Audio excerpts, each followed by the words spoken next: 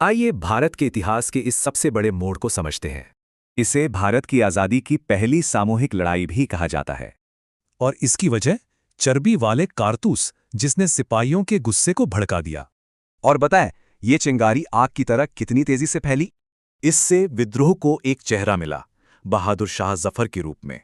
पर यह लड़ाई सिर्फ दिल्ली तक ही सीमित नहीं थी, कई और बड़े केंद्र भी थे।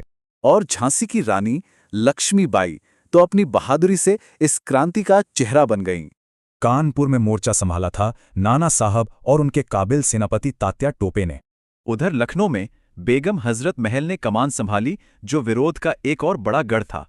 यहां तक कि राजस्थान के नीमच और सागर जैसे इलाकों में भी इसकी गूंज सुनाई दी। शुरुआत में तो विद्रोहियों को बड़ी जीत मिली, पर फिर अंग्रेजों ने पलटवार किया। मार्च 1858 तक अंग्रेजों ने कानपुर और लखनऊ पर दोबारा कब्जा कर लिया था। जून 1858 में रानी लक्ष्मीबाई ग्वालियर में शहीद हो गईं। ये एक बहुत बड़ा झटका था। और 1859 में तात्या टोपे को फांसी के साथ ही ये विद्रोह पूरी तरह खत्म हो गया।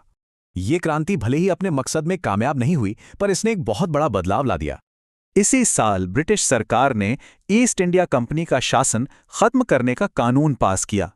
नतीजा, भारत अब सीधे ब्रिटिश ताज के अधीन था, जिसने इसका भविष्य हमेशा के लिए बदल दिया।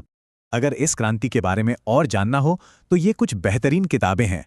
तो सवाल ये है, क्या ये विद्रोह नाकाम रहा या इसने आज़ादी की लड़ाई की नींव रखी?